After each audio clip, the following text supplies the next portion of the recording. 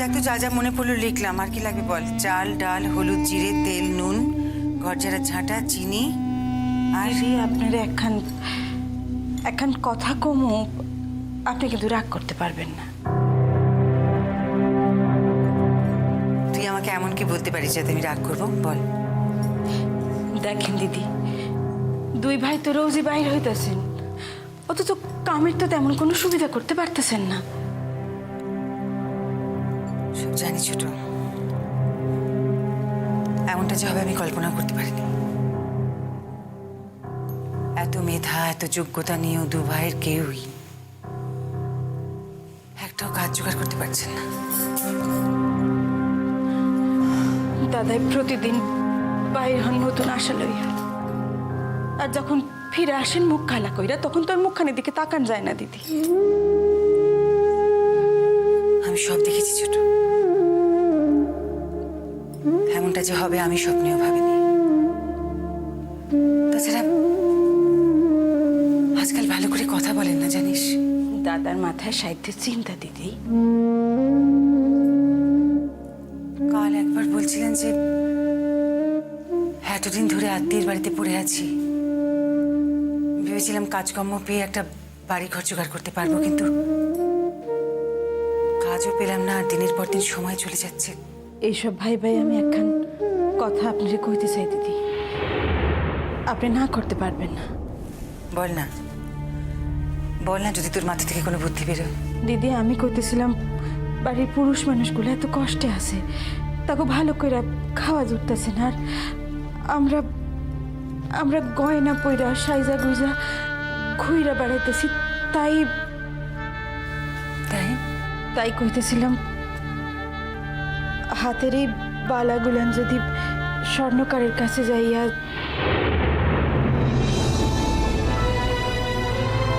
কি বলছিস ছোট? তোর কি মাথা খারাপ হয়ে গেছে? আচ্ছা, তোর দাদা যদি শোনেন যে আমরা গয়না বিক্রি করে টাকা এনেছি, তাহলে কিন্তু রক্ষে থাকবে না। সে আঘাত হয়তো এই মানুষটা আর সহ্য করতে পারবেন না। আপনার যেমন কথা দিদি, দাদা জানবেন কি কইরা? দাদা যে কই থেকে বাজার খরচ জোগাড় করতেছেন তাও তো জানি না। দাদার হাতে তো টাকাও বিশেষ আসছিল না। সবচেয়ে বড় কথা কি জানিস ছোট? এই 1 লাখ টাকা, ওটা উনি কিছুতেই ভাঙবেন না। দুটো বড় কাজে উনি ওই টাকাটা খরচ করতে চান। এক, সোনার লেখাপড়া, আর 2, ওই মফস্বলের দিকে যদি কোনো সস্তা জমি কিনা যায়। ওই টাকাটাই তো দাদার প্রাণ ভোমরা। কিন্তু ছোট, আমি ভাবছি যে দেখ, এখন তো চলে যাচ্ছে কোনো মতে, কিন্তু সত্যি যদি কাজকর্ম ওরা জোগাড় করতে না পারেন, তাহলে আর কদিন পর কি হবে ছোট? কি করে চলবে আমাদের? দিদি দিদি সেই কথা ভাইবা ভাইবা আমি রাতের ঘুম বইলা গেছি। দিদি এখানে নিশ্চয়ই কোনো স্বর্ণকারের দোকান আছে, চলেন না দিদি যাই আমরা। স্বর্ণকারের দোকান? হ্যাঁ, সে তো আছে, ওই গলির মোড়েই একটা আছে। আচ্ছা ছোট, সে নয় হলো, আমরা নয় সোনা বিক্রি করে কিছু টাকা পেলাম, কিন্তু আমি সেই টাকাটা তো দাদার হাতে তুলে দেবো কি করে? না তো দাদা যদি জানতে চান যে আমি কোত্থেকে টাকাটা পেলাম, তখন আমি। না দিদি, সত্য কথা কম যাইব না, মিথ্যা কথা কইতে হইব। আপনি কইবেন দেশে থাকতে আমরা লক্ষ্মীর ঘটে জমাইছিলাম। কি বলছিস তুই? এত টাকা লক্ষ্মীর ঘটে জমানো? অত টাকা অহন দেওনে কাম কি দিদি? অহন কিছু দিবেন, পরে কিছু দিবেন।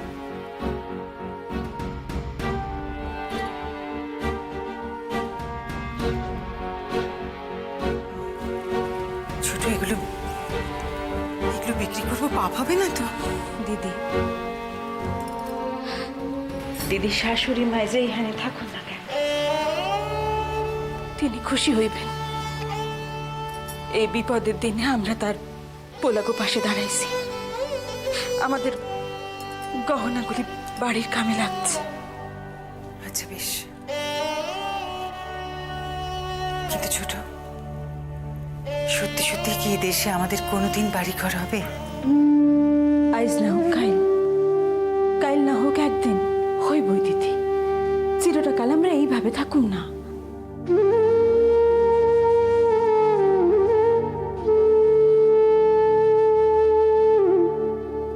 আচ্ছা শোন, গলির মোড়ে যে দোকানটা আছে না, ওখানে কিন্তু সবাই আমাকে চেনে। ওখানে গেলে একদম 5 কান হয়ে যাবে। আর আমার বৌদির কানে যদি কথাটা যায়, বুঝতেই পারছিস, 7 খানা করে সে কথা উনি। তাইলে তাইলে কি হইব? এক কাজ করে চল, দুজনে মিলে দূরের কোনো দোকানে চলে যাই। তাইলে তাই চলেন দিদি। দাদার হাতে যত সময় না আমি টাকা তুলে দিতে পারতেছি, তত সময় আমার। ছোট একটা কথা, আগে কিন্তু আমার গয়না। আমি বড়, আমি থাকতে তোর গয়না আগে বিক্রি নয়। দিদি ওহন কি এইসব লইয়া কায়জা করার সময় দিদি? গয়নাগুলি আমাদের আমাদের কামে লাগবো। কে কইতে পারে একদিন না একদিন হয়তো দাদাই জমি বাড়ি কিনবেন।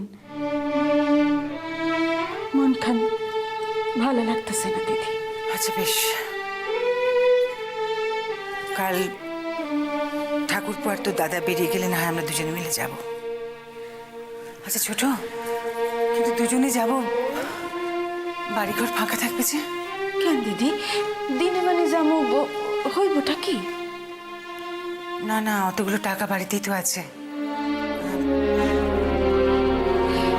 দিনের বেলায় যাবো, তালা দিয়ে যাবো, কাম কাম সাইরাইতে চলে আসো। আচ্ছা ঠিক আছে, না হয় তাই যাব। তুমি লিস্টটা কমপ্লিট করে দে। দেখ,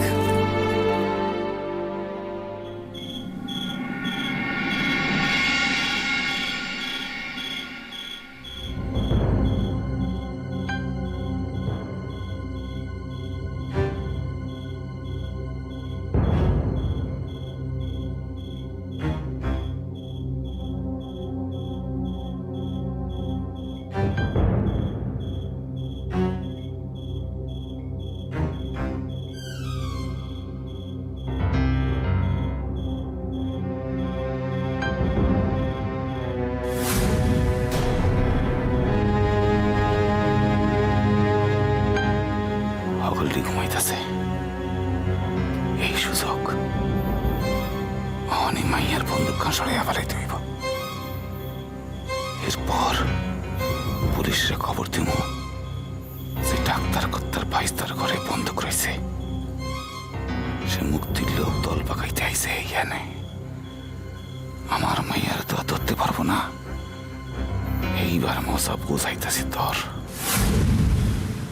হালার বেটা হালা, বড়বার বারছস না? বাপ জেঠারে যেমন দেশ ছাড়া করছি, এইবার তোর পালা। খারা না, আমার মাইয়ার নিকটে যেমন বন্দুক রয়েছে, তেমন তোর নিকটও নির্যশ আছে। তোর বাসা খান যদি খোঁজ করায়, আরো মেলা কিছু পাওয়া যাইতে পারে।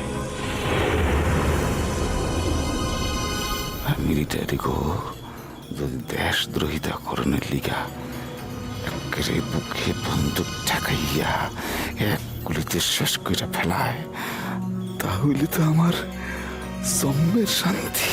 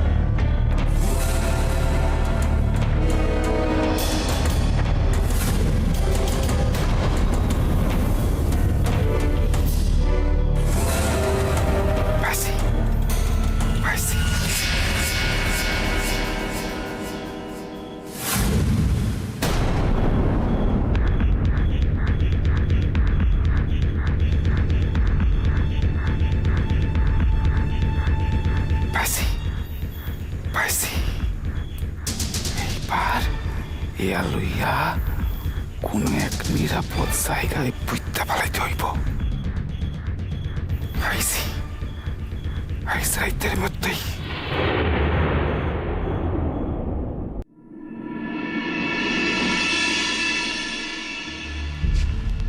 কি হইল? সাথে ডাইক আনলি কেন? আপনার লাগে দরকারি কথা আছে। ও ঠিক আছে, না শোন, তার আগে একখান কথা। কাইল আর কোনো গন্ডগোল পাকাস নেই তো? আপনারে এখান থেকে চলে যেতে হবে। নিজেকে বাসা চাইরা চলে যাইতে হইব? এই কথা কইলি কেন? ও কাল জব্বসাচার লগে আমার ঝামেলা হয়েছিল এর লিগা। আরে কিরণ, আমি শুধাই তোর সুস্থ হনের লিগা এইখানে অপেক্ষা করে আছি। তুই একবার সুস্থ হইলেই আমি কলকাতায় গিয়া বাসার সকলে ফিরে লই আসো। তয় কিরণ, একখান কথা আমি কই, কাইল বন্দুক বাইর কইরা তুই কিন্তু একেবারে ভালো কাম করিস নাই। তখন সে ছাড়া আমার নিকটে তারে থামানোর কোনো উপায় ছিল না। তাই বলে এইভাবে কেউ নিজেকে বিপদ ডাইকা না নাকি? দেখ কিরণ, জব্বর চাচার বুদ্ধি কম। সে যদি কোনো প্রকার এই বন্দুকের কথা বাইরে কাউরে কইয়া ফেলায়, তাহলে একবার মিলিটারি কানে যদি এই কথা পৌঁছায় যে এই বাসায় বন্দুক আছে, তাই কথাখান হইল বাসায় বন্দুক রাখনের লাইসেন্স তো আমাকে নাই। কামখান কইরে ফেলানোর পর বুঝছি কামখান ঠিক করে নেই। তো শুনে বাবু, আমার মন খান বড় কুডাক টাকতাছে। কাইল আব্বা আপনার লাগে যে ব্যবহার খান করলো, সে সব করতে পারে। এতদিন কই নাই। যাই হোক, তিনি আমার আব্বা। মায়া হইয়া তার সম্পর্কে এই সকল কথা করতে আমার ইচ্ছা করে না। কি কথা? আমার আব্বা আপনার ক্ষতি করতে চায়।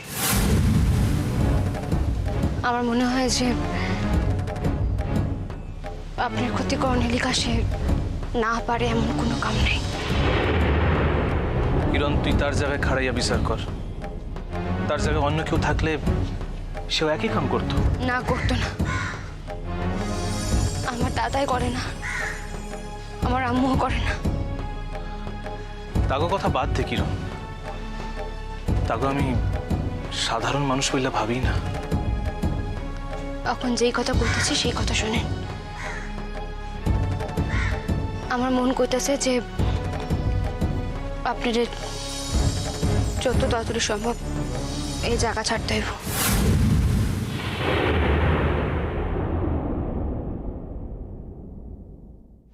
জব্বর চাচার ভয়? তাই হাসাইলি তুই? আরে তুই কি সোনা বাবুরে দেখতে দেখতে রফিকুল ইসলাম রে ভুলা গেলি? আপনি তামাশা কইরেন না কইতাছি। আমার কিন্তু মন ভালো নাই। সকালবেলা উঠে দেখি যে আব্বা বাসায় নেই। আর তাই তুই ছুটতে ছুটতে আমার নিকট চলে আসছস আমার সাবধান করতে। তুই ভাবছস জব্বর চাচাই বুঝি কোথাও গিয়েছে আমার নামে নালিশ করতে, তাই তো? যদি কোনো বিপদ ঘটে, আব্বা যখন একবার জানতে পারছে যে আপনি মুক্তির লোক, তখন যদি আব্বা মিলিটারি কইয়া দেয়, তারা তো। কি প্রমাণ আছে আমি মুক্তির লোক?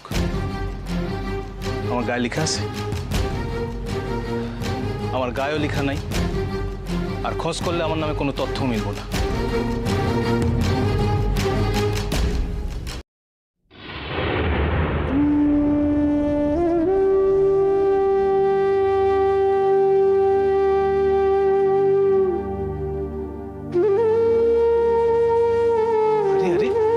হইল কি? এই দেখো দেখি কিরণ, এইভাবে কেউ কান্দে? আচ্ছা দেখ, এইভাবে 2 বছর শিশু লাখান কেউ কান্দে? আইসা, এই যে তুই আমার বারবার কষ্ট চলে যাইতে, তোর চক্ষুর আড়াল হইলে তুই পারবি থাকতে? আমি যদি জানি যে আপনি ভালো আছেন, তাইলে তাইলে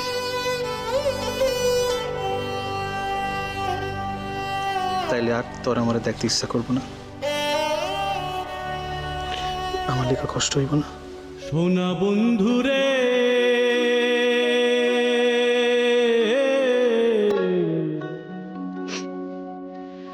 আমি তোমার না কথা কইতেছিস না কেন? একদিন না একদিন দেশ স্বাধীন হইবই হইব, সেদিনের বেশি বাকি নেই। আর সেই দিন কি? সেদিন আপনি আমার দেখা সাক্ষাৎ কথা কওয়া কেউ ডাকিতে পারবে না। শুধাই দেখা সাক্ষাৎ কথা কওয়া, এর থেকে বেশি কিছু চাওয়ার অধিকার তো আমার নাই শোনা বাবা। কিরণ, আমার কাছে সকল কিছু চাহনের অধিকার কিন্তু একমাত্র তোরই আছে রে, আর কারো নাই। এখন কথা আপনি ভুলে গেল যে আমি ভুলি না।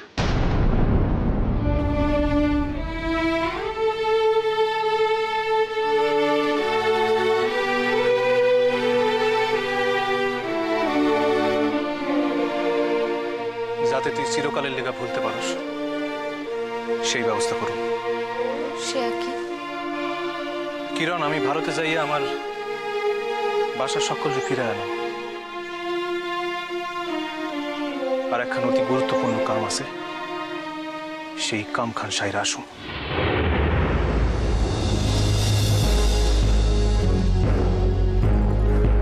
গুরুত্বপূর্ণ কাম?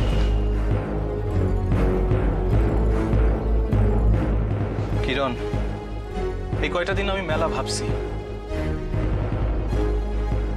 যে মানুষের লগে আমার মনের মিল নাই, যেই মানুষ আমার ঠকাইছে, যেই মানুষ আমার পরিবারের সকলের অপমান করছে, তার লগে সকল সম্পর্ক আমি শেষ করে আসুন।